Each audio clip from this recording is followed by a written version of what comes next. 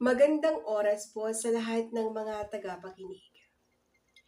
Ang kwentong ibabahagi ko sa inyo ngayong gabi ay naganap noong huling bahagi ng dekada 90 sa isang liblib na sitio sa probinsya ng Mindoro, ang Sitio Maligaya. Ngunit sa kabila ng pangalan nito, isang madilim na gabi ang naging mitsa upang ang sityong ito ay mabalot ng takot.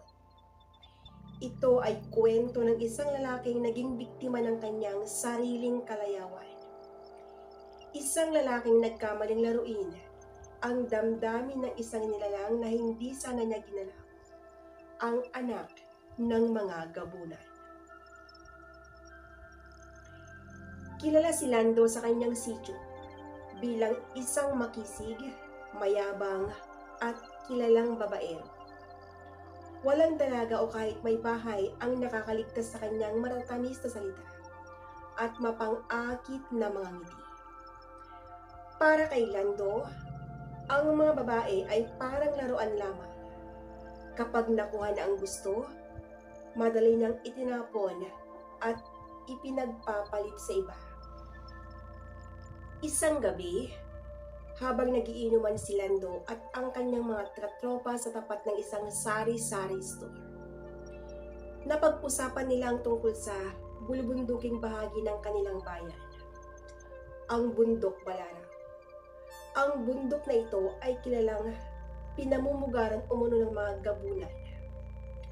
Ayon sa mga matatanda, ang mga gabunan ay isang uri ng mga tao na may maitim na kapangyarihan, mga aswang na kayang mag-anyo ng hayop at mabubuhay sa dilim.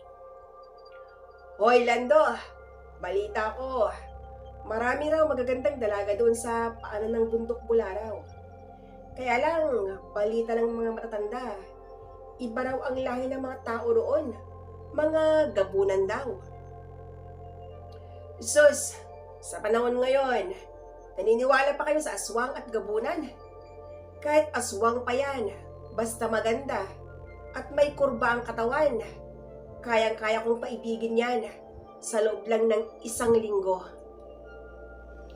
Huwag kang magbiro ng ganyan, Lando. Ang mga gabunan, kapag nalinlang mo, buhay mo ang kapalit. Ngunit para kay Lando, isang hamon ang mga salitang iyon. Isang hamon na labis niyang pinagsisihan habang buhay. Kinabukasan, nagtungo si Lando sa paanan ng bundok upang manguha ng panggato. Ngunit ang totoo, naghanap siya ng kanyang mabibiktima. Doon, sa may malinaw na sapa, nakita niyang isang babaeng tila hulog ng langit. Napakaganda nito. Ang kanyang buhok ay kasing itim ng gabi. Ang kanyang balat ay maputi na tila porselana.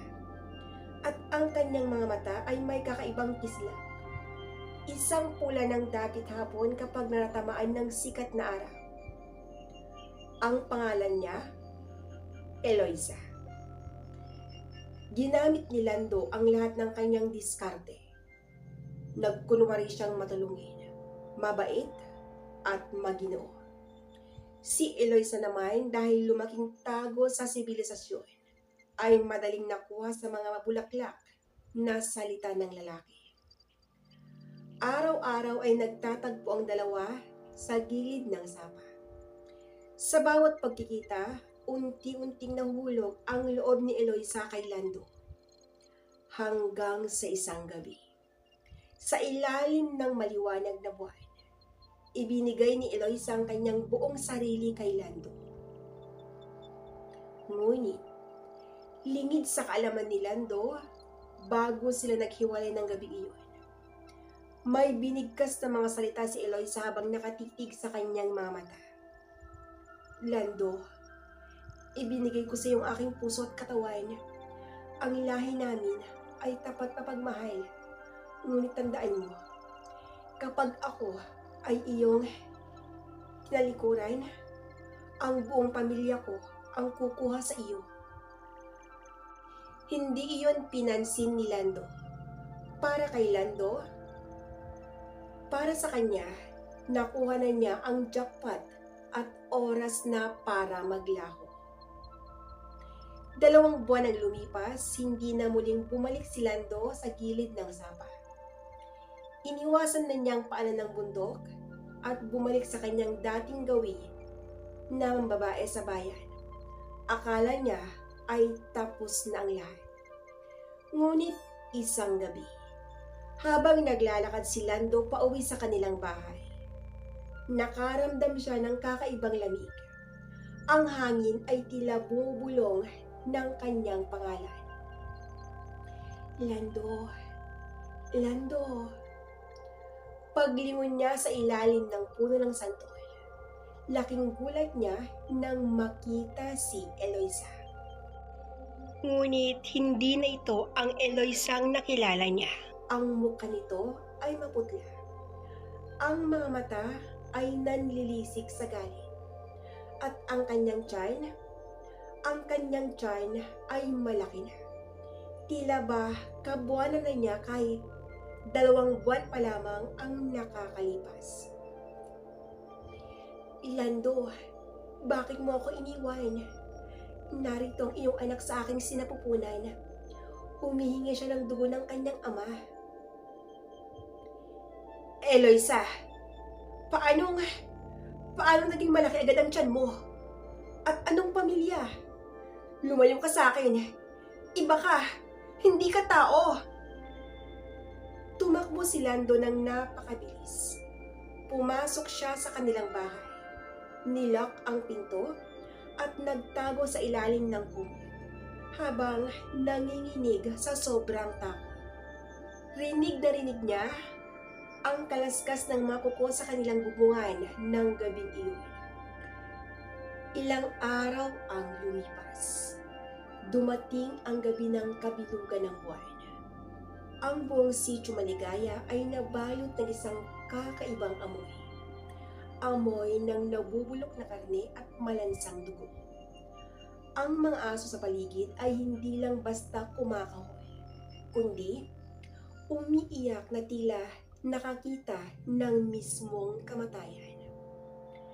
Nasa loob ng bahay si Lando kasama ang kanyang mga magulang na nagtataka kung bakit balisa ang kanilang anak. Sa labas ng kanilang bintana, nakita nila ang mga anino.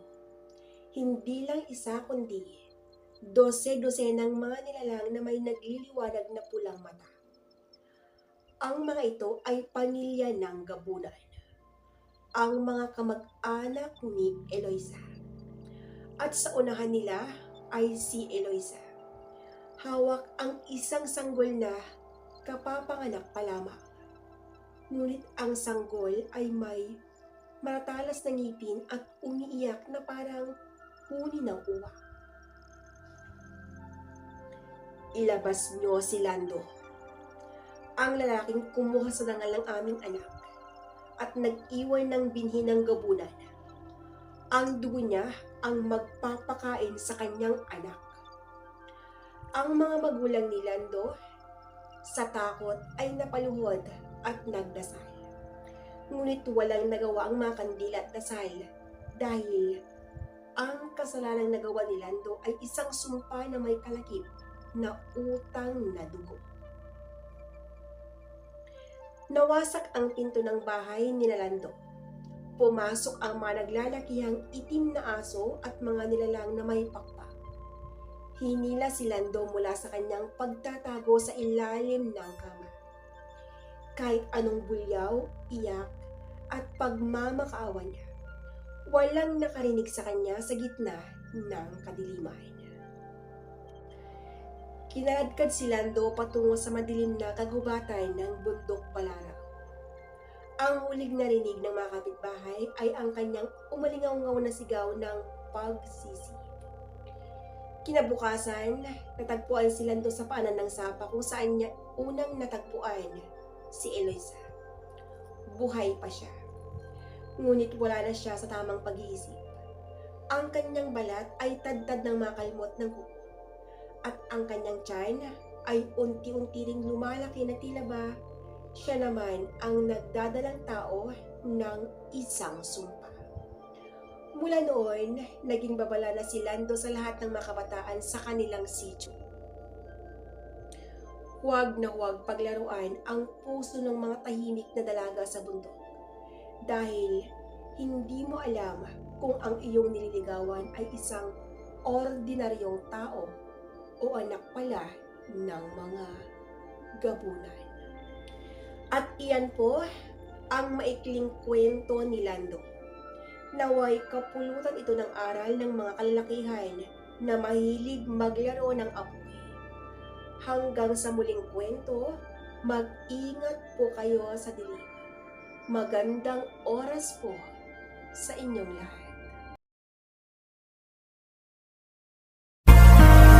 Huwag ka nang umalis. Mabubuhay naman tayo kahit hindi ka mag-abroad. Ang pagmamakaawa ni Elena sa asawa niyang si Troy para lang hindi na siya pupunta sa ibang bansa. Kailangan nating magtiis. Malaki na yung mga anak natin at maladagdagan na naman dahil mag5 buwan na si baby sa loob ng tiyan mo. Ang sagot naman ni Troy. Pwede ka naman gumawa ng paraan eh. Alam mo naman na hindi ko kaya pag magkalayo tayo. Please naman huwag ka nang umalis. Ang sagot naman ni Elena. Hindi na, magbabago pa ang isip ko. Nakahanda na ang lahat para sa pangingibang bansa ko. Isipin mo naman sana na para sa atin ito. Pangako, ito na yung una at huli kong paglayo. Pag nandun na ako, mag-iipon ako ng pera. Ang sagot naman ni Troy. Hindi na sumagot pa si Elena sa mga sinabi ng asawa niya. Dahil alam niyang hindi na magbabago pa ang isip nito. Noong time na yon, nagyakapan silang dalawa. At muli na naman nilang nilasap ang kanilang pagmamahalan. Kahit buntis na si Elena, nagpapagalaw pa din siya. Dahil ayaw niyang tumikim ang asawa niya sa ibang babae. Maganda si Elena. At hindi ito maitago ang kagandahan ng katawan niya. Kahit mag-aapat na yung anak nila ni Troy. Magaling kasi siyang mag-alaga sa kanyang katawan. Kaya yun, laging nahuhumaling ang asawa niyang si Troy. Sino ba naman ang hindi matatakam pag ang asawa ay laging fresh at kahit buntis na, magaling pa rin sa kama. Nung natapos ang panakaw na sandali, nagyakapan na silang dalawa at nag-usap sila ng maayos para sa pag-alis na ng asawa niyang si Troy. Basta mahal, ito ang masasabi ko sa iyo. Pag nandun na ako, mag-iipon ako ng pera. At hindi ako tumingin sa iba. Dahil mahal na mahal kita asawa ko. Kayo ang buhay ko ng mga anak natin. Ayaw kong masira ang pamilyang binuo natin. Ang sabi ni Troy. Salamat mahal ko. Ako din, mahal na mahal kita. At ayokong mawala ka sa buhay ko. Titiisin ko ang pangungulila ko sa iyo. Alam mo naman na sobra kitang mahal. At alam mo naman na ikaw lang ang nag-iisang lalaki sa buhay ko. Ikaw at ikaw lang mahal ko. Ang sagot ni Elena. Habang masayang nag-uusap ang mag-asawa, nung nagsiuwian na ang kanilang mga anak, galing sa pagkikipaglaro sa mga kapitbahay din nila. Si Troy ang unang lumabas mula sa kwarto. At gaya ng ginawa niya sa asawa niya, kinausap din niya ang kanyang mga anak. Ilang saglit pa ay lumabas na din si Elena mula sa kwarto. At agad na siyang nagtungo sa kusina para ihanda ang kakainin nila para sa hapunan. Nung naihanda na ang mga pagkain, agad na niyang tinawag ang kanyang mag-aama. Habang kumakain sila, nung narinig nila ang sunod-sunod na katok, si Troy ang tumayo para tingnan kung sino ba ang kumakatok na yon. Nung nabuksan na ni Troy ang pinto, isang lalaki ang nasa labas at humihingi siya ng tulong. Ayon sa lalaki na yon, pinagtripan daw siya ng mga adik sa lugar na yon. At dahil may bakanteng kwarto sa boarding ng mag-asawa, sinamahan ni Troy ang lalaki na estranghero. Dinala niya ito sa may-ari ng bahay na yon. Nung nagkasundo ng dalawa, agad nang bumalik si Troy sa kanyang mag-iina. "Oh, mahal, sino yung kumatok? At bakit natagalan ka?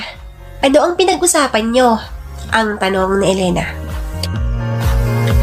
"Hindi ko din kilala, mahal eh. Humingi siya ng tulong.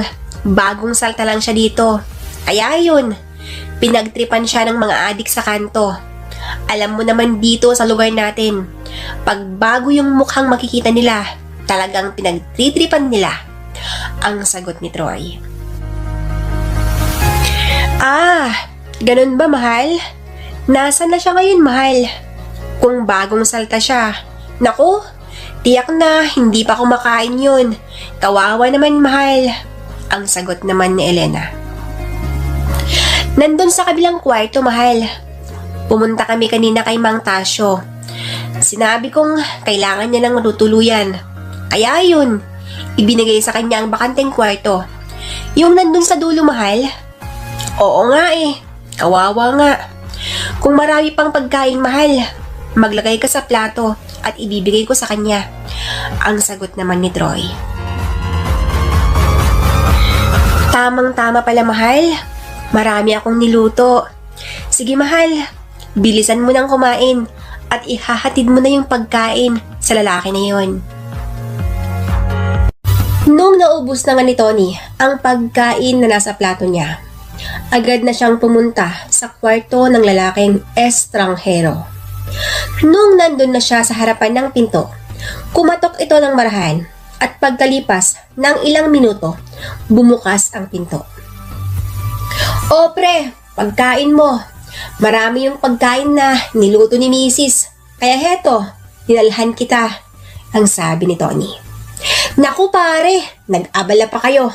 Lalabas din sana ako para bumili ng pagkain at mga pangangailangan ko din dito.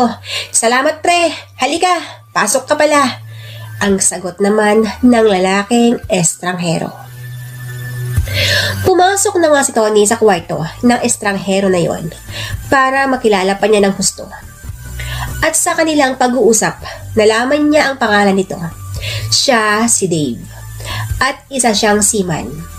Napadpad daw siya sa lugar na yon dahil nagbabaka sakali siyang matagpuan niya ang ina niya.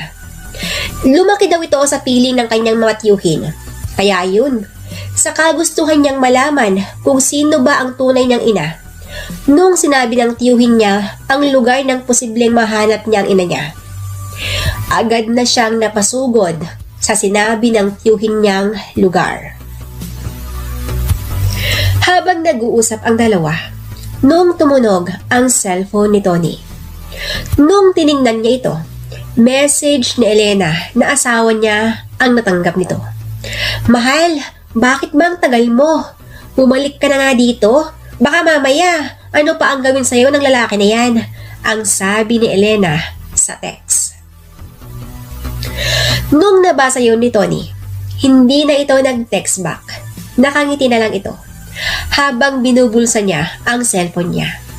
Sa sinabing yun kasi ng asawa niya, ramdam na ramdam nito ang pagmamahal niya. Ang ginawa na lang ni Tony noon, iniwan niya ang cellphone number niya kay Dave at sinabi pa nito na yung kwarto namin ng pamilya ko nandun lang sa bungad pre. Kung may gusto kang bilhin bukas, mag-text ka lang at sasamahan kita. Baka kasi makita ka ng mga adik, pagtripan ka na naman. Ang sabi ni Tony. Sige pre, bukas, tatawagan kita. Kailangan ko na kasing bumili ng mga gamit. Salamat ulit pre, pakisabi na lang kay misis mo, salamat. Ang sagot naman ni Dave. Pasensya ka na pre, buntis kasi si misis, kaya hindi pwedeng ma-stress. Sige pre, alis na ako. Basta, kung may kailangan ka, tumawag ka lang or punta ka sa kwarto namin. Ang sabi ni Tony. Naintindihan ko pre, ganun talaga. Sige pre, salamat ulit. Ang sagot ni Dave. Nung time na yon, umalis na si Tony at agad nang nagtungo sa kwarto nila. Pagpasok pa lang ni Tony sa kwarto nila, boses na ni Elena ang sumalubong sa kanya. Oh, mahal, bakit ang tagal mo na naman? Baka mamaya, ano pa ang gawin ng lalaking yun sa'yo? Nakakalimutan mo na yata na bagong salta lang yun sa lugar na ito. Ni pangalan nga niya, hindi mo alam eh. Ang sabi ni Elena. Mahal, relax ka lang, okay? Sa tingin ko naman, mabait si Dave. Nandito siya para hanapin ang ina niya. Kaya, huwag ka nang magalit, mahal. Bukas na bukas, pag pumunta siya dito, ipapakilala kita para hindi ka na mag-alala. Ang sagot ni Tony. Alam ko, mahal, madali kang magtiwala sa isang tao. Pero mahal, sa pagkakataon na to, pwede ba? Huwag kang masyadong dumikit sa lalaki na yon. Hindi porket sinabi niya ang pangalan niya. Hindi porket sinabi niya ang sadya na dito sa lugar na ito. Naniniwala ka na agad. Yan ang mahirap sa'yo, mahal. Sana, tingnan mo muna kung totoo ba siya sa mga sinasabi niya. Hindi natin alam kung Dave ba talaga ang pangalan ng lalaki na yon. Isipin mo, mahal, paalis ka. At kami lang, yung mga anak mo ang may iwan dito. Paano na kung may masamang balak pala yung tao na yun? Hindi natin siya kilala. Inuulit ko, mahal. Isipin mo naman, kami lang yung maiiwan dito ng mga anak natin. Huwag na huwag kang magtitiwala, mahal. Huwag kang didikit sa lalaki na yun. Ang sagot ni Elena. Mahal, relax ka lang. Diba, ang sabi ko sa'yo, ipapakilala kita bukas kay Dave. At saka, pakiramdam ko, mabait siyang tao. Kaya mahal, huwag mong pag-isipan ng masama si Dave. Bago ako aalis, kakausapin ko si Mang Tasyo. Sasabihin ko sa kanya na siya muna ang bahala sa inyo. At alam ko naman, mahal, nandyan lagi ang Panginoon. Ang sagot ni Tony. Sa mga sinabi ni Tony kay Elena, niyakap ni Elena ang kanyang asawa. At yung yakap na yun, kasabay ang mga luha na pumatak sa kanyang mga mata. Hanggat maaari kasi, ayaw niyang paalisin ang asawa niyang si Tony. Kaya lang, hindi na mapipigilan pa si Tony sa kanyang pag-alis. Nung time na yon, dahil tulog naman ang mga bata, muli na naman nilang pinagsaluhan ang kanilang pagmamahalan. Nung natapos na ang sandaling yon, nagyakapan sila at sabay na silang natulog. Kinaumagahan, maagang nagising si Tony. Siya na yung nagluto sa kanilang agahan at plano niyang tawagin si Dave para dun na kumain. Habang nagluluto si Tony, nung tumunog ang cellphone nito, si Dave ang tumatawag at ang sabi niya, "Pre, papunta na ako dyan." Nung ganon ang sinabi ni Dave, agad niyang tinawag ang asawa niyang si Elena. "Mahal, ihanda mo na yung mga pagkain at magbihis ka na Nakapantulog ka pa kasi. Pupunta na si Dave dito. Ang sabi ni Tony kay Elena. Nung sinabi ni Tony sa asawa niyang si Elena na kailangan na niyang magbihis dahil pupunta na doon si Dave. Nung time na yon, pumasok na si Elena sa banyo para maligo. Para naman hindi nakakahiya kay Dave, ang lalaking bagong salta sa lugar nila. Habang naliligo si Elena, narinig niya ang isang familiar na boses. Nung narinig niya ang boses na yon, kinabahan siya at natakot. Kung totoo ang nasa isip niya, posibleng magkaroon ng problema. Nung narinig ni Elena ang isang familiar na boses, mabilis na itong naligo para malaman niya kung tama ang kutob niya. Habang binubuksan niya ang pintuan sa CR, lalo siyang nakaramdam ng kakaibang kaba. Ilang saglit pa ay lumabas na nga si Elena mula sa banyo. Nung nakalabas na si Elena mula sa banyo, nakita niya ang side view ng lalaking estranghero na si Dave. Nanlalamig ang mga kamay nito dahil si Dave at ang naging ex niya nung high school ay iisa. Ex-boyfriend ni Elena ang lalaking tinulungan ng mismong asawa niya. 15 years old lang sila nung naging magjowa ang mga ito. Naging masaya ang kanilang relasyon at may nangyari na din sa kanilang dalawa.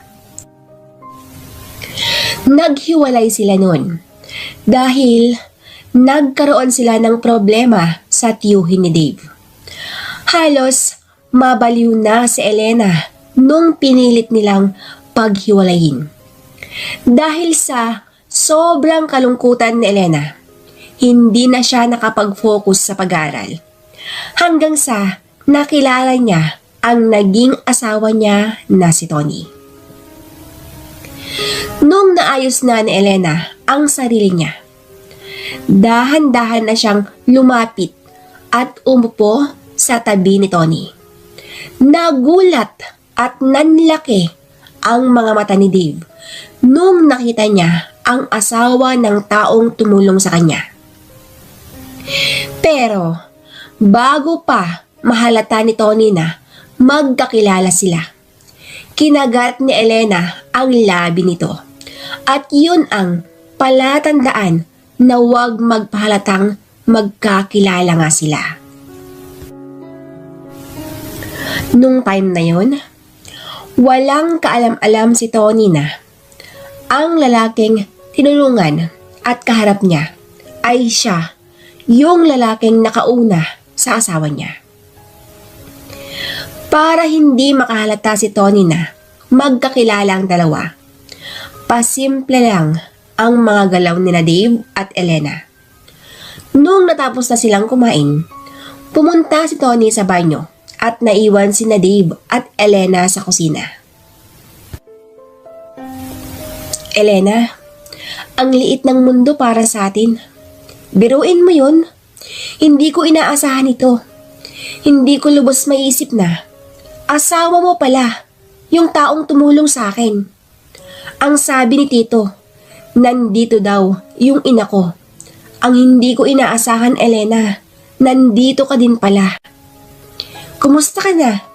Hindi ka pa din nagbabago. Maganda ka pa din. Alam mo, nung umalis ka sa ating lugar, gusto ko nang tapusin ang buhay ko noon. Dahil sa ginawa ng tiyuhin ko. Lumayo ka sa akin. At nung time na yun, tuluyan na kitang hindi nakita. Ang sabi ni Dave. Alam mo, Dave, sa tingin mo ba, ikaw lang ang nasaktan sa ginawa ng tiyuhin mo? Pati ako. Kaya ako malis sa lugar natin noon dahil kinausap kami ng tiyuhin mo. Binantaan niya kami. Biruin mo yun, ha? Babae ako, pero Ako pa yung tatakutin ng tiyuhin mo na iwasan na kita at tuluyan ng kalimutan. At pag hindi ko gagawin ang sinabi niya, idamay na daw niya ang mga magulang ko.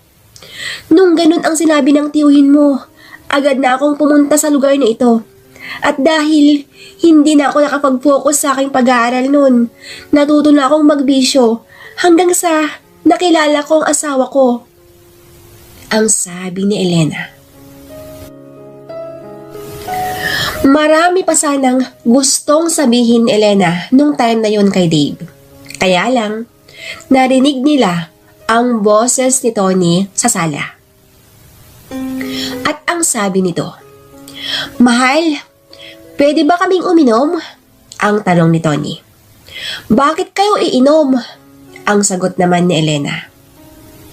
"Kahit konti lang, mahal." Ang pangungulit na sabi ni Tony. "Sige, basta, konti lang ha." Ang sagot ni Elena. "Sige mahal, konti lang talaga. Ang bait ng asawa ko, I love you." Ang sabi ni Tony. "Pare, maiwan ka muna ha. Sasaglit lang ako sa kanto. Bibili lang ako ng alak at pulutan."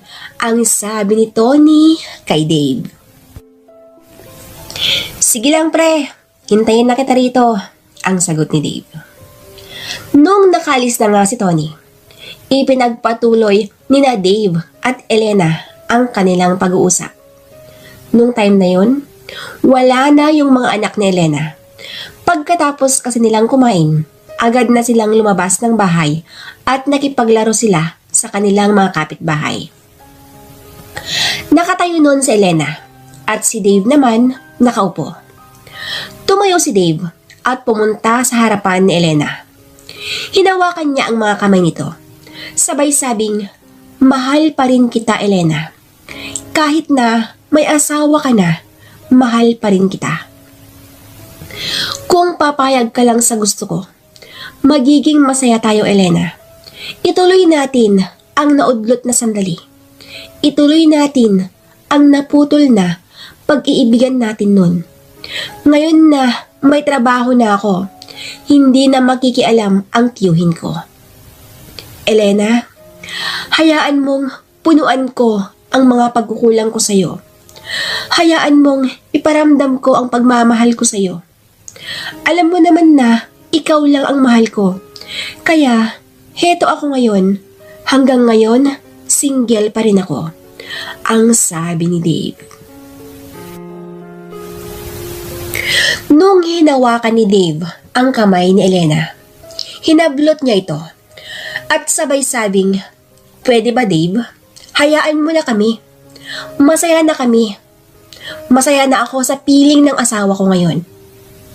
At tingnan mo nga naman may mga anak na kami. Kaya pwede ba? Umalis ka na sa lugar na ito. At huwag na huwag ka nang magpapakita sa akin kahit kailan, Dave. Parang awa mo na. Alam kong makakahanap ka pa ng babaeng mamahalin mo. At sana, ito na yung huling pagkikita natin, Dave. Umalis ka na." Ang sabi ni Elena. Sa sinabing yon ni Elena kay Dave, lumuhod ito sa harapan niya. "Elena, sa tingin mo ba ganun lang kadali ang lahat-lahat? Hindi yun ganun kadali. Kung para sa'yo, madali ang lahat-lahat. Para sa akin, hindi, Elena. Hanggang ngayon, nandito ka pa rin sa puso at isip ko. Kung ayaw mong sabihin ko sa asawa mo ang tungkol sa atin, hayaan mo akong tumira dito kasama ka." Ang sagot naman ni Dave. Sa mga sinabi ni Dave, hindi ko alam kung ano ang isasagot ko sa kanya. Kaya naman, mas minabuti ko na lang ang iwanan na lang siya sa kusina at agad na akong pumasok sa kwarto naming mag-asawa. Nung nasa kwarto na ako, nararamdaman kong mahal ko pa si Dave, ang lalaking nakauna sa akin. Kaya lang, para saan pa ang pagmamahal na yun? Kahit mahal ko siya, alam kong hindi na kami pwedeng magsama dahil may asawa at mga anak na ako. Hanggat maaari, ayoko naman na masira ang pamilya namin dahil sa aking nararamdaman. Nung time na yun, umiyak ako ng umiyak. At naaalala ko lahat yung mga masasayang alaala namin ni Dave. Palagi kaming namamasyal sa tabing dagat noon. Magkahawak ang aming mga kamay at pinag-uusapan namin ang pamilyang aming bubuuin.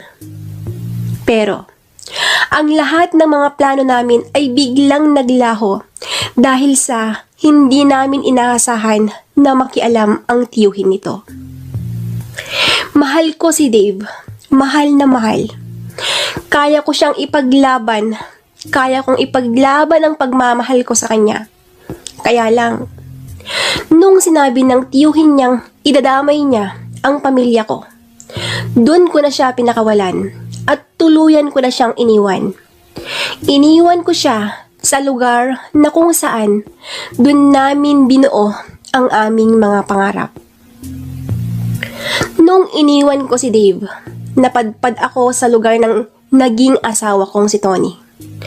Tropa din siya ng mga tropa ko nun. Lasinggera ako nun. Kaya lang, nagbago ako dahil sa asawa ko.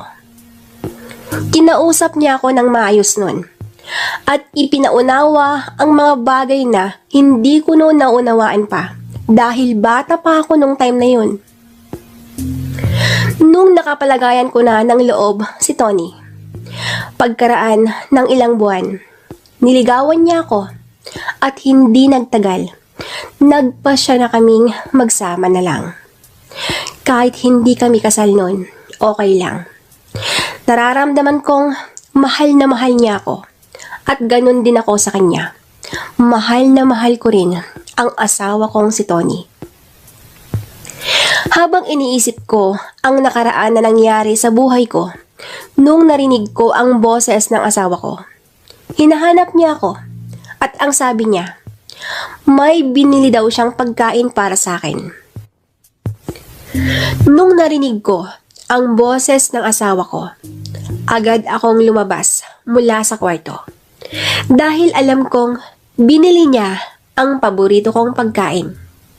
5 buwan na yung tiyan ko nun. Pero pakiramdam ko, naglilihi pa rin ako. Nung nakalabas na ako sa kwarto, nakita kong nag-iinuman na ang dalawa. Si Tony at si Dave. Tinawag ako ng asawa ko at pinaupo niya ako sa tabi niya. Ayaw ko sanang pumunta nun dahil nakakailang dahil nandun si Dave. Kaya lang, ayaw ko naman na makahalata ang asawa ko. Kaya naman, lumapit ako sa kanya at umupo ako sa tabi niya. Habang nagiinuman ang dalawa, nabanggit ang asawa ko kay Dave ang sadya niya sa lugar na yon. Sinabi naman ni Dave na hinahanap niya ang kanyang ina. At habang nag-uusap ang dalawa, tahimik lang akong nakikinig sa kanilang mga pinag-usapan. At nung time na yun, Miss Lady L, parang kinukurot ang puso ko dahil sa mga sinabi ni Dave. Dahil ang sabi niya, gusto na daw niyang mahanap ang ina niya at gusto na din niyang bumalik ang babaeng minahal niya ng sobra-sobra. Nung ganon ang sinabi ni Dave, parang na-curious ang asawa ko. At ang tanong nito, naku pare, pati na naman ang babaeng mahal mo nawawala din? Baka naman may asawa na yun pare. Or baka naman gaya mo din, hinahanap ka din niya. Ano bang pangalan yung babaeng mahal mo pare? Baka pwede kang magpatulong sa mga tao. Pwede kang magpakalat ng mga larawan nila. Mag-post ka sa mga social media pare. Mas mabilis kung may hawak kang litrato para matulungan ka ng mga tao pare. Ang sabi ng asawa ko. Sa sinabing yun ng asawa ko, para akong nabuhusan ng napakalamig na tubig. Tiningnan ko si Dave at nung time na yun, nagkatitigan kaming dalawa. Nung nagtama ang aming mga mata, para akong nanghina dahil yung mga titig niya na nakakaakit. Doon niya ako nakuha sa unang pagkakataon na angkinin niya ako.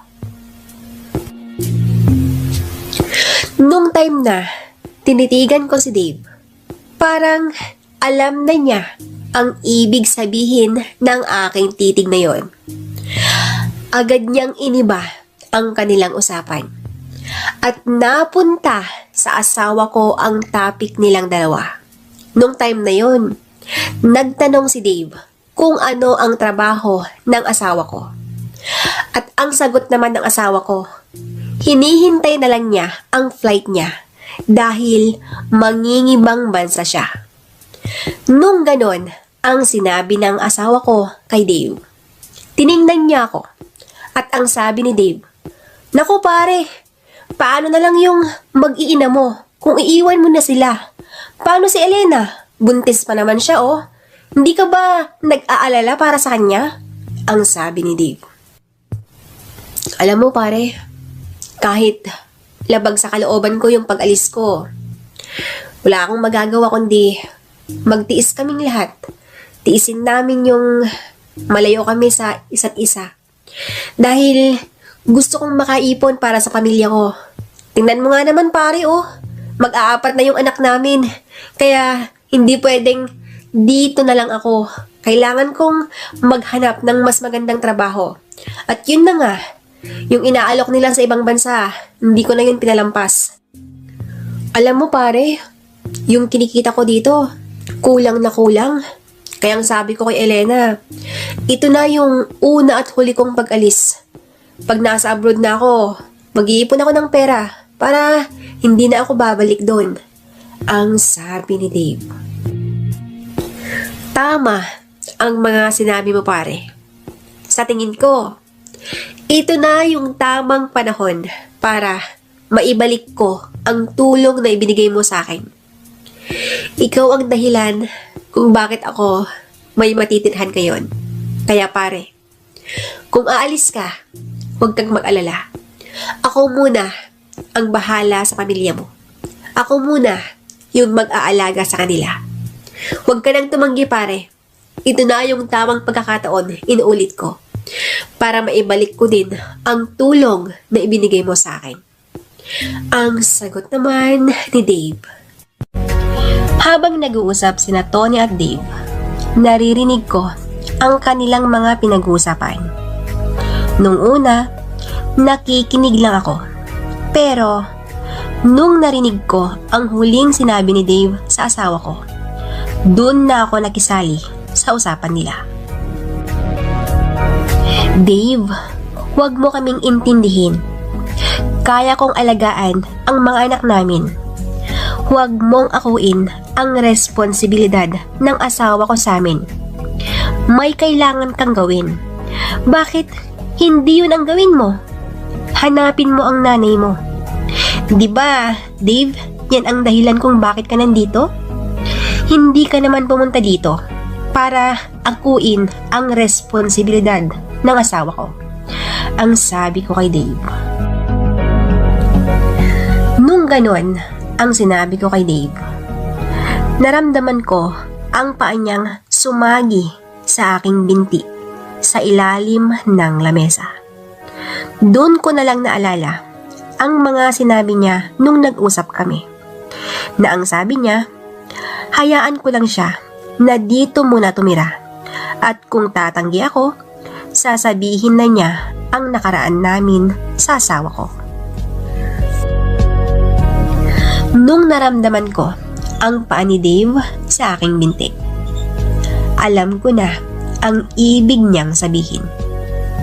Kaya naman, agad kong binawi ang mga sinabi ko sa kanya. Dave, ang ibig kong sabihin, hindi ba nakakahiya? Nakakahiya kasi na ikaw na yung sasalo sa responsableng may iwan ng asawa ko. Ang sabi ko kay Dave. Naku Elena, walang nakakahiya dun. Gagawin ko to bilang kapalit sa mga naitulong niyong mag-asawa sa akin. Gaya ngayon, tong mga pagkain na to.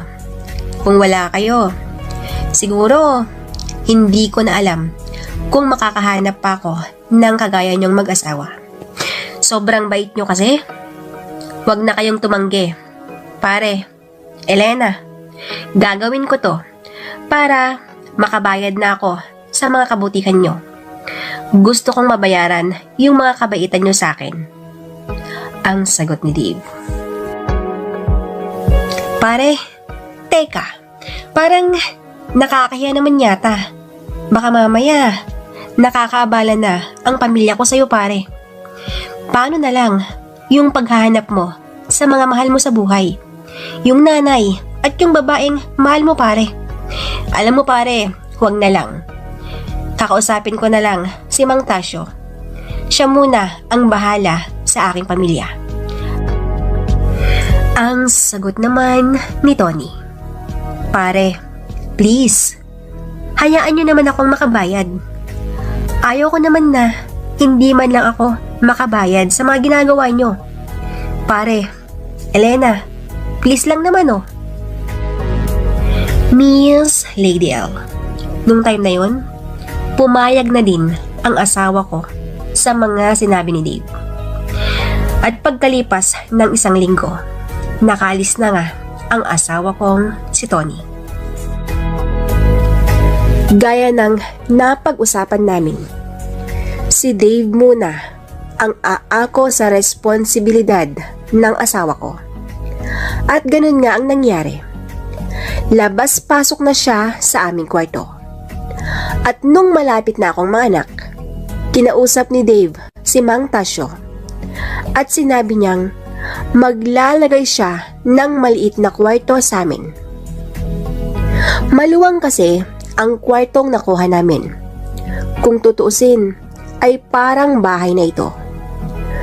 Nung pumayag naman si Mang Tasyo, agad na nilang inayos ang magiging kwarto ni Dave. Sa pamamalagi na ni Dave sa aming kwarto, ginampanan niya ang mga tungkulin ng isang ama. Tinutulungan niya ako sa pag-aalaga at pati sa mga gawaing bahay, tumutulong na din siya. Nung una, naiilang ako sa kanya. Kaya, madalas ko siyang iniiwasan. At hanggat maaari, ayoko siyang makita. Ang asawa kong si Tony naman, panatag din ang loob niya. Dahil alam niyang mabait tong si Dave. Hanggang sa dumating na ang araw na ako'y manganak. Isang napakalusog na batang lalaki ang binigay ng Panginoon sa amin. At habang nasa hospital kaming mag-ina, si Dave yung kasama namin. At napagkamalan pa nilang siya ang asawa ko. Pagkalipas ng 2 araw, umuwi na kami sa bahay. Si Dave pa rin ang nag-aalaga sa amin. Hanggang sa isang araw, dumalaw ang aking ina sa aming boarding. At laking gulat niya nung nakita niya si Dave. Super close ang aking ina at ang naging ex ko na si Dave. Sa sobrang saya nila, nagyakapan silang dalawa. Nagulat man si nanay nung una. Pero nung nalaman niya ang buong kwento, napapangiti na lang ito. At ang sabi niya, "Ano ba yan anak? Muling ibalik ba?" Biro lang anak, ang sabi ni nanay.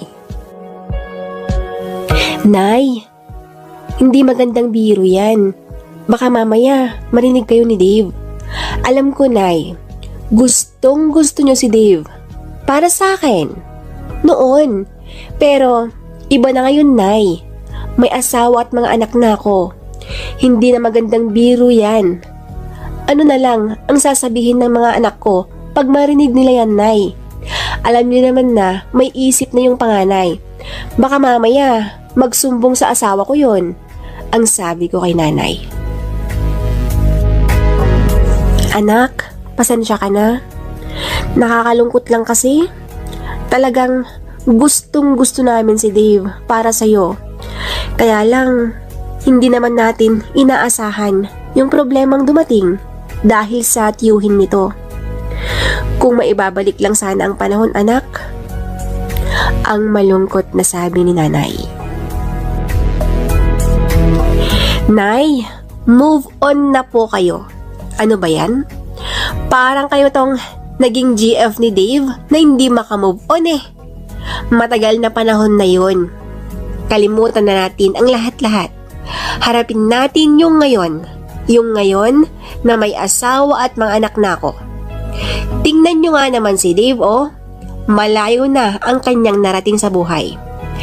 Kahit saang lugar siya makakarating, siguradong makakahanap siya ng magandang trabaho. Hindi gaya sa akin, oh. Tingnan nyo naman ako, Nay. Wala akong natapos at isang taong bahay lang ako. Wala man lang akong ipagmamalaki sa mga tao na nasa paligid ko, lalo na kayo, Nay. Hindi ko man lang natupad yung mga pangarap nyo sa akin. Sorry na ya.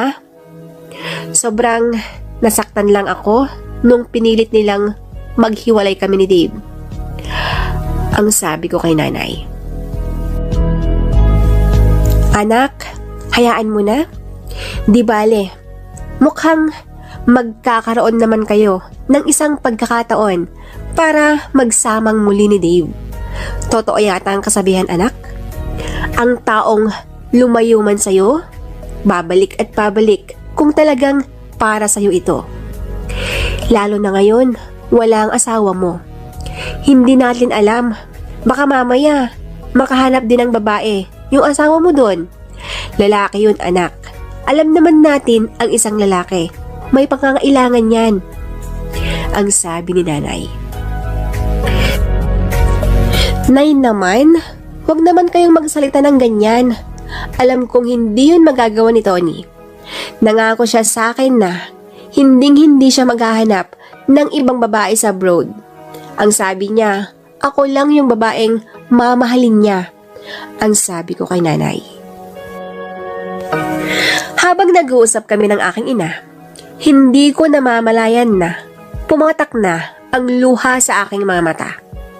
Dahil sa sinabi ni nanay, hindi ko din alam kung bakit ganon ang mga sinabi niya. Siguro, bumabase siya sa mga naging kapitbahay namin. Lahat ng mga nag-abroad sa amin, wasak na ang kanilang mga pamilya. Habang umiiyak ako, nagsorry naman si nanay sa kanyang mga nasabi. Ang sabi niya, hindi daw niya sinasadyang saktan ako at ayaw daw niya akong mag-isip. Ang sagot ko na lang noon, hayaan niyo na po yun, Nay. Nung tumigil na ako sa pag-iyak, kumuha ng tubig si nanay sa kusina. At nung pumunta si nanay sa kusina, lumapit sa akin si Dave at ang sabi niya, kung may kailangan ka, tawagan mo lang ako. Babalik muna ako sa dating kwarto ko. Si tita muna ang matulog sa kwarto ko. Para naman hindi tayo siksikan, ang sabi ni Dave. Nung sinabi ni Dave na babalik na siya sa kanyang kwarto, parang gusto ko siyang pigilan. Gusto kong sabihin sa kanya na, huwag kang aalis, dito ka lang. Pero, hindi ko kayang sabihin yun sa kanya. Dahil baka mamaya, iba yung isipin niya. Baka mamaya ang sabihin niya, bumalik na yung dating pagmamahal ko sa kanya. Nung bumalik na nga si Dave sa dating kwarto niya, hindi ko na maipaliwanag yung nararamdaman ko. Namimiss ko siya. Gusto ko siyang kausapin. Gusto kong sabihin sa kanya na bumalik na siya sa dating kwarto niya sa amin. Yung kalungkutan na aking nararamdaman noon, hindi ko yun pinahalata sa aking ina at sa aking mga anak. Gumalaw lang ako ng normal lang. Kunwari, masaya ako. Kunwari, hindi ako naapektuhan dahil wala na si Dave sa aming kwarto. Sinungaling ako, Miss Lady L, kung sasabihin kong okay lang na wala na siya sa amin. Ang totoo niyan, sobrang namimiss ko siya. Namimiss ko ang mga pag-aalaga niya sa amin. Lalong-lalo na sa amin ni Baby. Parang asawa ko na siya. Hanggang sa isang araw, habang tahimik ako sa loob ng kwarto, nung lumapit si nanay sa akin at ang sabi niya, may pupuntahan daw muna siya saglit. Sige nay, ang sagot ko na lang sa kanya. Nung nakalis na si nanay, pagkaraan ng ilang saglit ay tumawag si Dave. At ang sabi niya, kumusta na daw kami? Sumagot naman ako ng, okay lang kami, huwag mo kaming intindihin. At habang nag-uusap kami, nung narinig kong may kumakatok sa kwarto ni Dave, malakas ang bawat katok na yon. Nung may kumakatok sa pintuan niya, sabi niyang mamaya na daw siya tatawag at may bisita daw siya. At nung nasabi niya yon, agad na niyang pinutol ang pag-uusap namin. Nung pinutol ni Dave ang pag-uusap namin, natigilan ako nung time na yon. Ang daming pumapasok sa aking isipan. Ang daming tanong na hindi ko alam kung ano ba ang gumugulo sa utak ko. Ang naiisip ko noon, baka may babae na siya. Baka tinawagan niya ang babae niya para puntahan siya sa boarding niya. Para na akong napapraning na isipin ang mga bagay na hindi ko naman dapat isipin. Sa kabila ng pag-iisip ko tungkol sa ex-BF ko na si Dave, naisipan kong tawagan ang asawa kong si Tony. Agad kong kinuha ang cellphone at tinawagan ko ang asawa ko. Ilang beses kong sinubukang tawagan ang asawa ko nung time na yon, pero hindi man lang niya sagutin ang cellphone niya. Ang iniisip ko na lang nun, siguro tulog pa siya dahil ang mga oras namin ay magkaiba. Gabi dito sa Pinas at sa mundo naman ng asawa ko ay umaga. Habang kinokontak ko ang asawa ko, nakaramdam ako ng kaba. Kaba na hindi ko maipaliwanag dahil ibang-iba yung kutob ko nung time na yon. Dahil ibang-iba yung kutob ko nung time na yon. Hindi ako tumigil sa pag-contact sa asawa ko. Sinubukan ko lang na kontakin siya ng kontakin. Hanggang sa sinagot na niya ito. At nung sinagot na niya, hinihingal ang asawa ko. Tinanong ko siya kung bakit siya hinihingal. Tinanong ko siya kung bakit ang tagal niyang sagutin. Ang sagot lang niya, kararating lang daw niya, nag-jogging daw siya sa labas. At habang nag-uusap kami, narinig ko ang boses ng babaeng nasa tabi nito. At ang boses na yon ay parang tinutusok ng karayom ang puso ko. Dahil ang sabi ng babae, "Babe, nag-enjoy ka ba? Sobrang pagod na pagod ka." Nung narinig ko yon, pilit na inilalayo ang asawa ko ang cellphone niya sa babaeng katabi niya sa kama. Pero hindi ako tanga. Hindi ako tanga para ganun na lang ang gawin ng asawa ko. Nung time na yon, umamin siyang natukso siya sa babaeng naging kaibigan niya sa ibang bansa. Sa sinabing yon ng asawa ko, sobrang nasaktan ako. Dahil ilang buwan pa lang yung nakakaraan, nakahanap na siya ng babaeng pumuno sa aking pagkukulang. Umiyak ako ng umiyak nung nalaman kong iba na ang ginagawa ng asawa ko sa ibang bansa. Pinutol ko ang pag-uusap namin at wala na akong ginawa kundi ibuhos ang sama ng aking loob. Habang umiiyak ako, nung biglang dumating sina Nanay at Dave. Lumapit sa akin ang aking ina at sinabi ko sa kanya ang lahat-lahat. Nung narinig ni Dave ang lahat, lumapit sa akin at ang sabi niya, "Tahan na, nandito ako. Hindi ko kayo iiwan." Paninindigan ko ang ina ko kong tungkulin ng asawa mo. Sa sinabing yun ni Dave, ngumiti ang aking ina. At ang sabi niya, "Ang lahat ng ito, anak, ay isang pagsubok." Natatandaan mo pa ba yung mga sinabi ko sa'yo noon? Sige anak, uuwi na ako sa bahay. Total, nandito naman si Dave. Alam ko naman na hindi kanya pababayaan, ang sabi ni Nanay.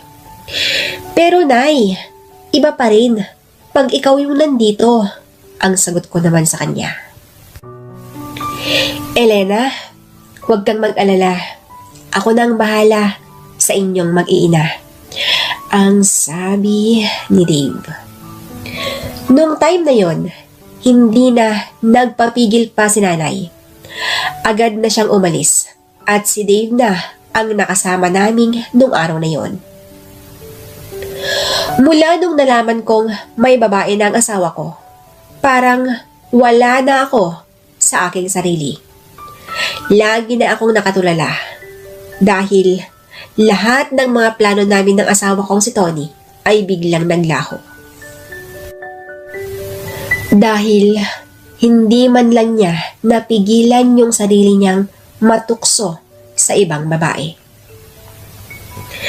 Si Dave naman, hindi siya nagsawang alagaan kami. At lalong hindi siya nagsasawang iparamdam yung pagmamahal niya sa akin. Pagkalipas ng 1 taon, hindi na nagparamdam pa ang asawa ko. Tuluyan na niyang kinalimutan na may pamilya siyang iniwan dito sa Pinas. Pero kahit ganon ang ginawa niya, hindi ako nawalan ng pag-asa. Hinintay ko pa rin ang asawa ko. Hinintay ko pa rin siya hanggang sa natapos na niya ang kontrata niya. Nung natapos na ang kontrata niya, umaasa pa rin akong magpapakita siya sa amin. Pero, yung paghihintay ko na yon ay bigo ako dahil walang Tony na bumalik sa aming mag-iina. Nung hindi na bumalik pa ang asawa ko, doon ko na lang hinarap si Dave. Nag-usap kami ng maayos ni Dave at ang napag-usapan namin ay ipagpapatuloy namin ang naudlot naming pagmamahalan doon. Pero, bago pa kami gumawa ng anumang bagay, naghanap muna si Dave ng lugar na pwede naming malilipatan. Nung nakahanap na siya ng lugar na pwede naming malilipatan, agad na kaming lumipat sa lugar na walang nakakakilala sa amin. Nung nakalipat na kami sa bagong lugar na yun, masayang masaya kami ni Dave dahil kahit ilang taon man yung lumipas na nagkahiwalay kami, muli pa rin kaming pinagtagpo. Dahil talaga sigurong kaming dalawa yung para sa isa't isa. Ang daming mga pagsubok ang dumating sa mga buhay namin. Pero, heto pa rin kami. Muling nagkita, muling naibalik ang naudlot namin na sandali. Nung nalaman ang aking ina ang tungkol sa amin, natuwa silang lahat dahil noon pa man ay botong-boto na sila kay Dave para sa akin. Ang lalaking estranghero. Ang lalaking bagong salta sa lugar na aking pinanggalingan. Sa ngayon, masaya na kami ni Dave. At sa awa ng Diyos, nagpakasal na rin kami. At sa awa ng Diyos, tanggap niya ang 4 kong anak. Bale, may 2 anak naman kami ni Dave ngayon. 6 na sila, Miss Lady L. Pati yung mga anak ko sa una kong asawa na si Tony. Si Tony naman ay wala na akong balita sa kanya. Hindi na rin kasi ako interesado pa sa kanyang buhay. Dahil kontento na ako sa buhay ko ngayon. At isa pa, kasama ko na ang taong pinakamamahal ko. Dito na po nagtatapos ang kwento ng buhay ko. Lubos na nagpapasalamat, Elena.